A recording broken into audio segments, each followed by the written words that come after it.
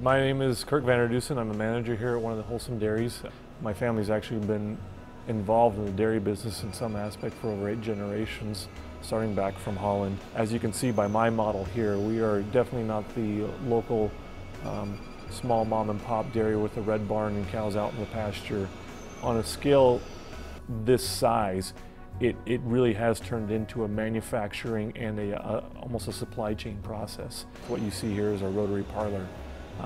On this facility here, we have 80 stalls, so at one time we can milk 80 cows.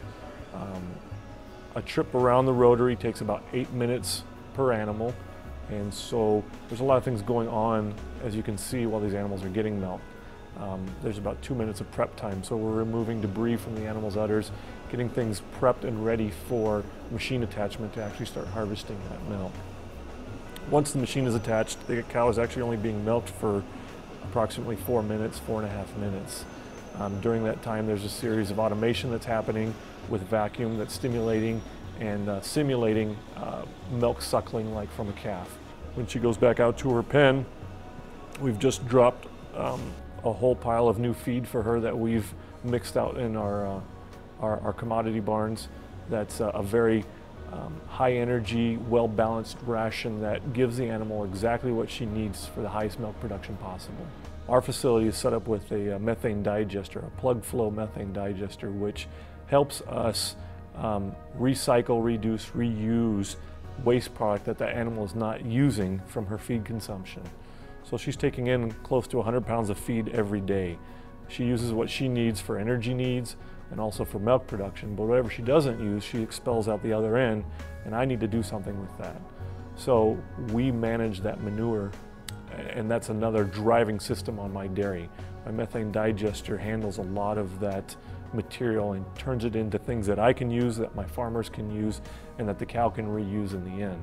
Methane gas is the exact same thing as natural gas, and I'll spark that methane to turn an engine. These large engines in turn run a generator, which creates electricity. So I have converted that methane gas into electricity. And on this facility here at Holsum Dairy, we have approximately 4,300 animals on site. These cows are producing enough electricity to provide the electrical needs for close to 700 homes in the area. So that helps a lot with the sustainability of things too. It helps keeps me sustainable because I'm not wasting anything and I'm gaining some revenues from some of that waste product.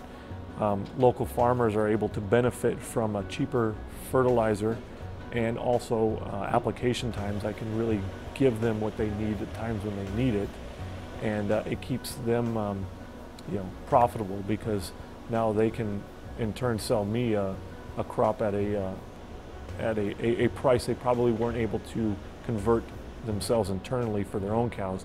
I can pay them a premium for that crop and keep them in business just cash cropping. We have a very small